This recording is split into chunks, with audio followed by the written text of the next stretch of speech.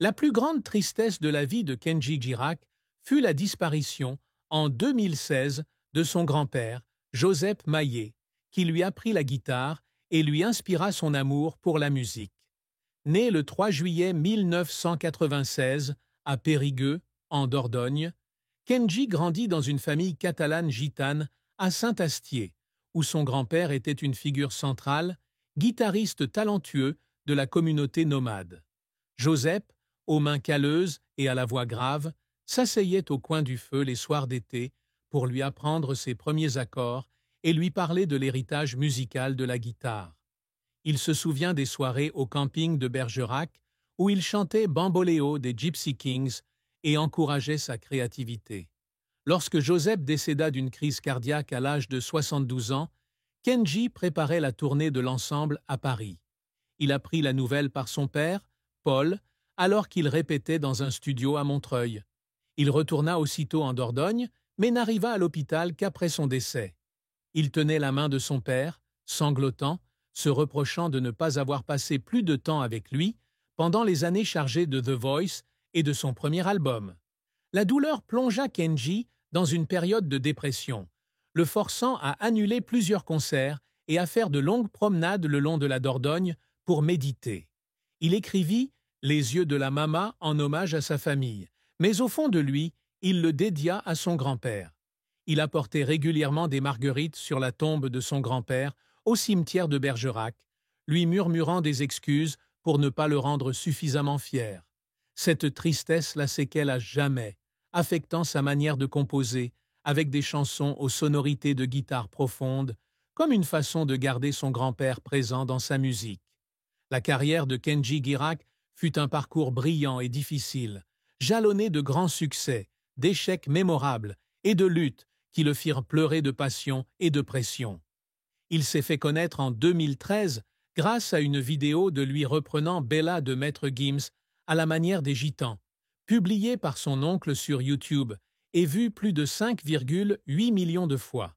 Cette vidéo l'a mené à la saison 3 de The Voice, La plus belle voix en 2014, où il a remporté 51% des votes du public, sous la houlette de son coach Mika.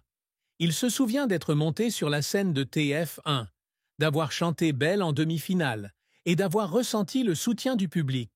Son premier single, Color Gitano, une chanson bilingue français-espagnol, est sorti en juin 2014 et a connu un énorme succès, remportant le prix de la chanson francophone au NRJ Music Awards 2014. Son premier album, Kenji, s'est vendu à 600 000 exemplaires en janvier 2015 et à plus d'1 million d'exemplaires en octobre 2015, obtenant la certification Diamant, devenant ainsi le deuxième album le plus vendu en France en 2014, derrière Racine carrée de Stromae. Il est l'ancien candidat de The Voice le plus vendu au monde. Son single Andalouse a continué à être un succès, cumulant des millions de vues sur YouTube, consolidant sa place sur la scène musicale française. Son deuxième album Ensemble est sorti en 2015, avec des tubes comme Mequemo et Les yeux de la mama, et a été certifié Diamant.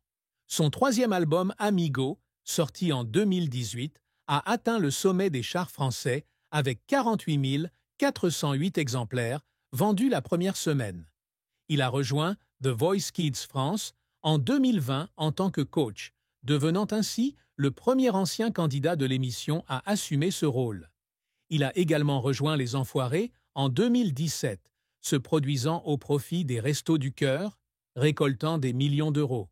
En 2024, il a participé à Rendez-vous en terre inconnue sur France 2, explorant la culture kenyane, une étape importante de sa carrière.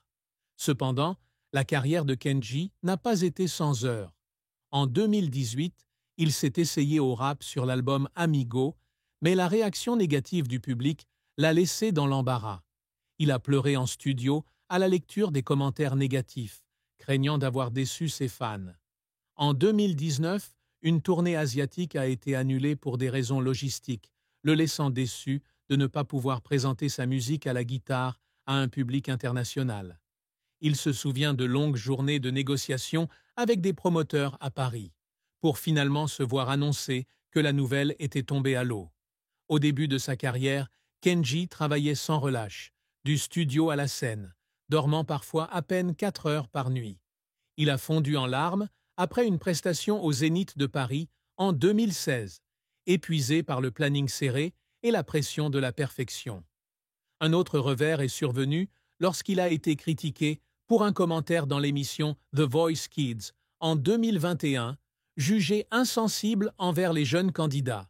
Il a pleuré lorsqu'il a reçu un courriel d'excuses de la part de l'équipe de production, craignant que son image ne soit ternie.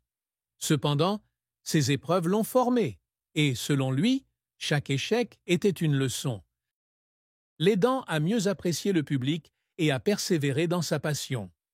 La fin tragique de la vie de Kenji Girac fut un grave accident avec arme à feu dans la nuit du 21 avril 2024.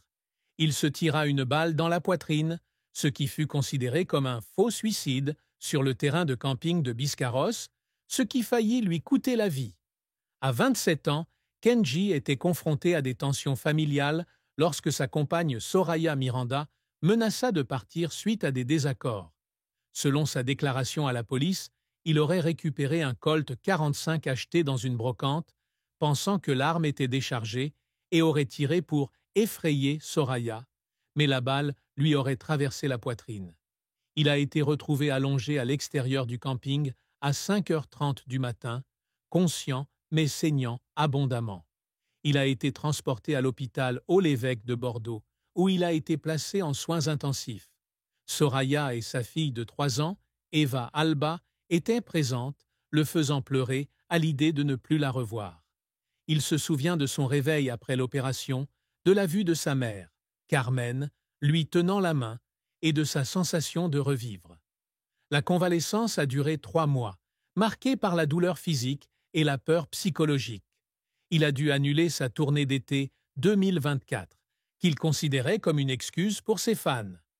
L'affaire a suscité une vive controverse, avec des enquêtes pour violence conjugale et possession illégale d'armes à feu, mais a été reportée à juin 2024. Kenji a pleuré en lisant des articles le qualifiant d'agresseur, craignant que sa carrière ne s'effondre. Cette triste fin a laissé une cicatrice, lui rappelant les conséquences des décisions impulsives et l'importance de la famille. L'histoire d'amour et de mariage de Kenji Girac est compliquée, marquée par un amour profond pour sa compagne Soraya Miranda, mais aussi par la tristesse et les défis. Kenji et Soraya, une Suissesse d'origine espagnole, ont commencé à se fréquenter en 2018, après s'être rencontrés lors d'un concert à Genève. Il a été attiré par sa douceur et sa passion pour l'art. Ils sont rapidement tombés amoureux et Soraya a déménagé avec lui à Paris. En 2021, ils ont accueilli leur fille Eva Alba, une grande joie dans la vie de Kenji.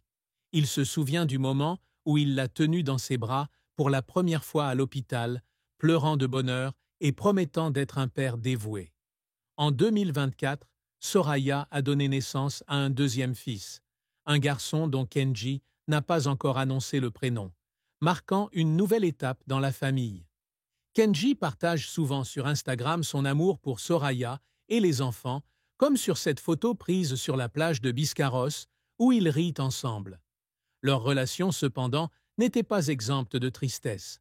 La fusillade de 2024 a été un moment noir majeur, Kenji ayant admis avoir simulé son suicide suite à un désaccord avec Soraya. Il a pleuré en s'excusant auprès d'elle à l'hôpital, se sentant coupable de l'avoir effrayée, elle et leurs enfants.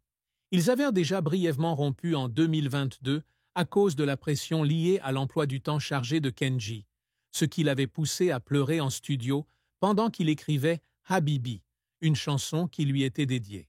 Soraya a également été victime d'une couverture médiatique négative, la qualifiant de agresseuse de célébrité, ce qui a brisé le cœur de Kenji. Ils ont cependant surmonté cette situation en s'engageant à reconstruire leur confiance, à travers des soirées passées ensemble en Dordogne et des voyages en famille. Kenji dit que Soraya était sa lumière et que leur amour, bien qu'imparfait, était ce qui le maintenait en vie. Le secret que Kenji Girac a longtemps caché et la période d'anxiété et la peur d'être oublié du public, malgré son image confiante et optimiste. Malgré sa célébrité, Kenji doutait souvent de son talent, surtout après sa victoire à The Voice. Il craignait d'être un phénomène isolé et de ne pas pouvoir pérenniser son succès. Il gardait secrètes les nuits blanches précédant les grandes représentations, comme lors de la préparation d'un concert au Palais des Sports en 2016, de peur que le public ne vienne pas. Un autre secret était la culpabilité qu'il ressentait d'avoir quitté le travail d'arboriste familial pour se consacrer à la musique. Il se souvenait des moments où son père, Paul, s'opposait à son abandon de l'école à 16 ans et pleurait en pensant l'avoir déçu. Kenji a également caché avoir suivi une thérapie psychologique en 2019, épuisé par la pression de la célébrité. Craignant que le public ne le perçoive comme un faible en le révélant, il n'en a parlé qu'à Soraya. Un autre secret est son rêve secret de devenir acteur. En 2023, il reçoit une invitation à auditionner pour le film Champion de TF1, mais refuse par peur de l'échec. Il garde le scénario dans un tiroir, n'osant en parler à personne, et pleure à l'idée d'avoir raté l'occasion. Ces secrets façonnent la vie de Kenji, faisant de lui une personne se